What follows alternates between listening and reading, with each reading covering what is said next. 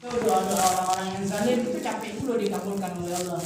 Segala jenis doa itu berdoalah kepadaku kata Allah, maka akan aku kabulkan.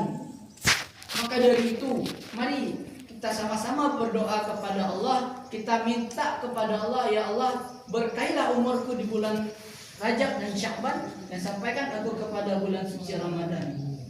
Karena kita yang sampai ke bulan suci Ramadan tahun ini adalah orang-orang yang beruntung. Bahkan kecian orang-orang yang beruntung banyak menjelang bulan suci Ramadan ko orang-orang elok yang berpulang ke hadapan Allah Subhanahu wa taala. Siapa contohnya? Nenek kenal Syekh Ali Jaber ya, almarhum. Itu orang baik. Tahun Ramadan kali itu tahun pertama kita mencari hafiz Indonesia tanpa Syekh Ali Jaber.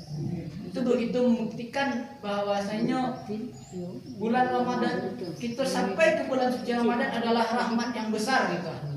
Bahkan seperti itu banyak orang yang dalam kubur yang mengharapkan untuk sampai ke bulan suci Ramadan. Begitu istimewanya bulan suci Ramadan. Kata Allah, mungkin Allah bilang seperti itu, ya Syekh Ali Jaber, amalmu sudah cukup, ayo kembali kepadaku. Ya ayyatuhan nafsul mutmainnah, irji'i ila rabbiki radiyatan mardiyah. Wahai jiwa-jiwa yang tenang, pulanglah gitu. Pulang gitu ya Allah. Lah cukup amal kau di dunia, pulanglah gitu. Maka kita disampaikan, si Al dosanya masih banyak baru. Dosanya karangnya begitu. Kasih bulan suci Ramadan untuk memperbaiki ibadah itu.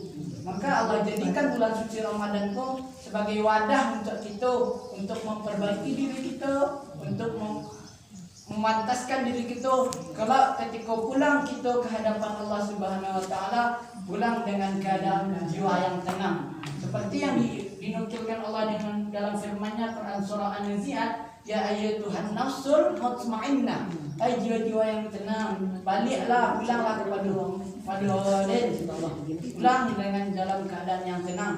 Mudah-mudahan kita yang ada di dalamku salah satu orang yang dipanggil Allah dalam keadaan jiwa yang tenang, bukan jiwa yang ruwet, jiwa yang sedang sapi hati, jiwa yang sedang gak bakal lama nanti, tapi jiwa-jiwa yang tenang, bukan jiwa-jiwa yang tidak kita harapkan.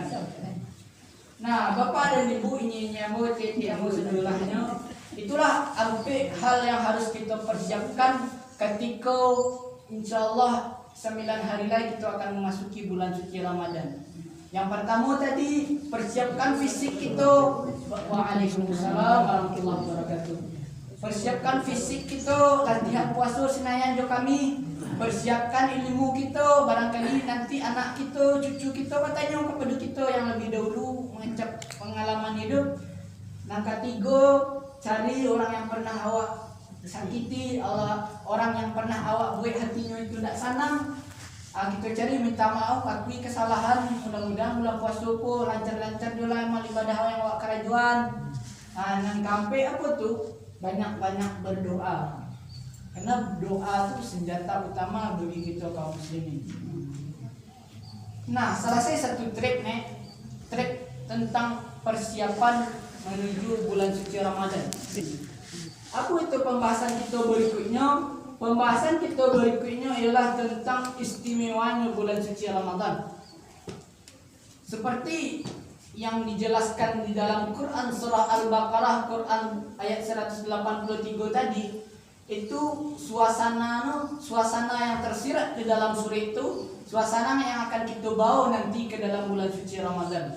Apa itu? Kalau kita nggak paham di suasana itu, suasana yang dikecian di dalam surah Al-Baqarah 183 itu, suasana keistimewaan, suasana kedamaian itu, karena besar kemungkinan awak tak akan bertemu dengan keistimewaan bulan suci Ramadan kalau awak tak paham dengan apa yang disiratkan oleh Allah di dalam Quran surah Al-Baqarah ayat 180. Yang kedua, kalau awak tak paham dengan apa yang disiratkan oleh Al-Quran surah Al-Baqarah 183 tadi itu, Ramadan yang akan dijalani kau akan terasa hamba. Ramadan yang akan awak jalani pasti bakalan sama dengan Ramadan yang kita jalani sebelumnya.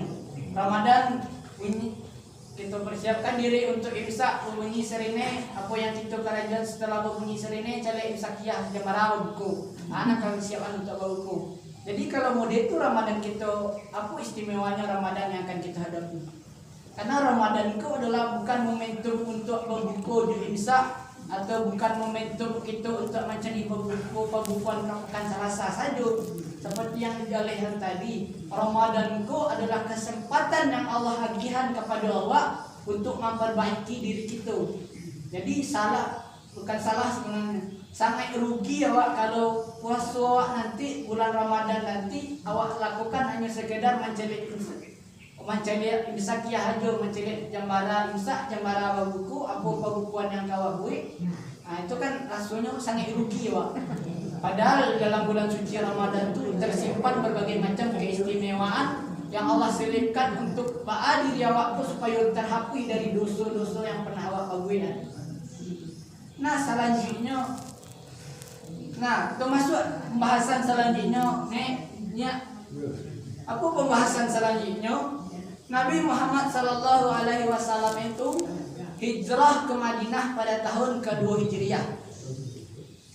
Sampai di Madinah itu, apakah ada orang Yahudi di situ? Ada orang yang Nasrani di situ? Ada. Apakah ada orang Islam di situ? Ada.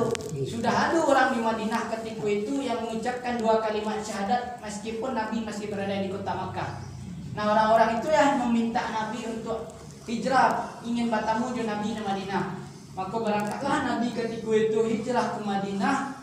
Sesampai di Madinah, apa kata orang Yahudi, orang-orang Nasrani, diolok-oloknya Nabi. Nabi kok tidak punya tuntunan syariat dalam salat, katanya. Nabi kok tidak punya kiblat yang sesuai dengan tuntunan. Maka itulah sebab asbabun nuzul Quran surah Al-Baqarah ayat 184. Apa kata Allah? Hadapkanlah wajahmu kepada Masjidil Haram. Aku berikan kamu kiblat yang spesial dengan salat yang spesial, kata Allah. Dalam spesial dalam artian salat yang kamu kerjakan bisa menghapus 5 kali sehari semalam itu bisa menghapus dosa yang kau kerjakan dari lahir sampai saat sekarang ini. Begitu istimewanya salat kiblat yang diberikan oleh Allah Subhanahu wa taala. Karena maka ketika muazin memanggil di masjid, hayya 'alas shalah, kata muazin, mari menunaikan salat. Orang dulu salat tidak ada bertanya-tanya, tetap menunaikan apa yang diajarkan Nabi. Salat kata Nabi ya salat. Tapi orang ini bertambah untuk apa salat? Bertanya. Maka dijawab dengan lafaz azan setelahnya, hayya 'alal falah, agar kamu mendapat kemenangan, ketenangan, kesuksesan, kebahagiaan, kesejahteraan. Puncak dari kebahagiaan, ketentraman, kesejahteraan itu dilukiskan oleh Allah dengan kata falah gitu. Jadi falah itu artinya hayya 'alal falah, itu artinya naiknya puncak dari kebahagiaan, kemenangan, kesejahteraan, pokoknya puncak dari segala yang elok-elok lah gitu. Maka dari itu istimewanya tuntunan yang diberikan oleh Allah kepada kita pada saat itu. Nah, maka dari itu orang-orang yang paham dengan makna hayya 'alal falah itu, ambo pastikan tidak ada masjid awak yang kosong dengan jemaah. Tapi itu kebanyakan dari kita itu tidak memahami hakikat hayya 'alal falah itu seperti aku. Ketenangan, kedamaian, kebatinan itu tidak terasa. Jikalau kita paham dengan ketenangan, kebahagiaan, kesuksesan itu, maka mau pastikan tidak ada masjid atau musala yang kosong di negeri awak. Nah, begitu juga dengan puasa. Muhammad tidak punya syariat puasa. Muhammad hanya ikut-ikutan saja, kata orang Yahudi.